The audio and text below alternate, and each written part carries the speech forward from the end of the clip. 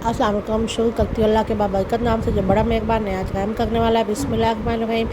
मेरे channel Urdu Islamic corner को subscribe कर दे, वीडियो को लाइक और शेयर कर दे। एक यहूदी ने अपने बेटे को कहा जाओ सौदा ले आओ, तो वो लड़का गया सौदा लेने के लिए। लड़का रास्ते से गुजर रहा था कि इसकी नज़र हज़ूर सल्लल्लाहु अलैहि वसल्लम पर पड़ी और हज़ूर सल्लल्लाहु अलैहि वसल्लम की नज़र भी इस लड़के पर पड़ी और वहीं बैठा रह गया। काफ़ी देर गुजर गई। यहूदी कभी अंदर जाता कभी बाहर आता कि लड़का कहाँ रह गया, आया नहीं अभी तक। सूरज गुरूब हो गया, मगरिब की नमाज हो गई, शाम को घर गया। बाप ने पूछा, अरे नादान, इतनी ताख़ीर क्यों की? बाप ने कहा, बाप बहुत गुस्से में था, बड़ा नादान और पागल है। मैंने कहा था जल्दी आना और तुम इतनी देर करके आए और तुम्हें सौदा लेने भेजा था, तुम खाली हाथ वापस आ गए। सौदा कहाँ है? सौदा का बेटा बोला, सौदा तो मैं ख़रीद चुका हूँ। बाप, क्या पागल आदमी हो तुम? मैंने तुम्हें सौदा लेने भेजा था, सौदा तुम्हारे पास है नहीं। और कहता है ख़रीद चुका हूँ। बेटा कहता है बाबा यकीन करे, सौदा ख़रीद आया हूँ। बाप बोला, तो दिखा कहाँ है? बेटे ने कहा, काश तेरे पास वो आँख होती तो मैं तुम्हें दिखाता मेरा सौदा क्या है। मेरे बाबा, मैं तुम्हें क्या बताऊँ? बाप ने बोला, चल छोड़, रहने दे। वो लड़का रोज़ नबी करीम सल्लल्लाहु अलैहि वसल्लम की खिदमत में बैठने लगा। वो यहूदी का अकलौता बेटा था, बहुत प्यारा था, इसलिए कुछ ना कहा। कुछ दिनों बाद लड़का बहुत बीमार हो गया। काफ़ी दिन बीमार रहा, इतना बीमार हुआ कि कमज़ोरी इतनी हो गई, करवट लेना मुश्किल हो चुकी थी और फिर करीब अलमरग हो गया। यहूदी बहुत परेशान था। फिर भागा गया हुज़ूर सल्लल्लाहु अलैहि वसल्लम की बारगाह में और बोला, आपके पास आया हूँ, आप तो जानते हैं मैं यहूदी हूँ, मुझे आपसे कोई इत्तफ़ाक़ नहीं, मगर मेरा लड़का आपको दिल दे गया और करीब अलमरग है, आपको रात दिन याद कर रहा है। क्या मुमकिन है आप अपने इस दुश्मन के घर आकर अपने माशूक आशिक को एक नज़र देखना पसंद करोगे? क्या ये आरज़ू पूरी हो जाएगी? मरने से पहले आप सल्लल्लाहु अलैहि वसल्लम का दीदार कर ले।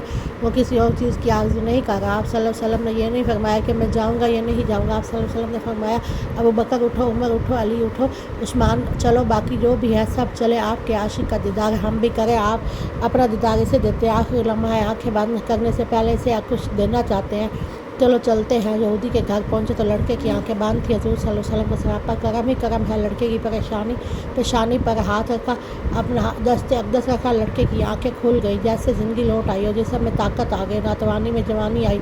आंखें खोली, रूह मुस्तफ़ा सल्लल्लाहु अलैहि वसल्लम पर नज़र पड़ी, हल्की सी चेहरे पर मुस्कुराहट आई, लेकिन लब खुल गए, मुस्कुराहट फैल गई। हज़ूर सल्लल्लाहु अलैहि वसल्लम ने फरमाया, बस अब कलमा पढ़ लो।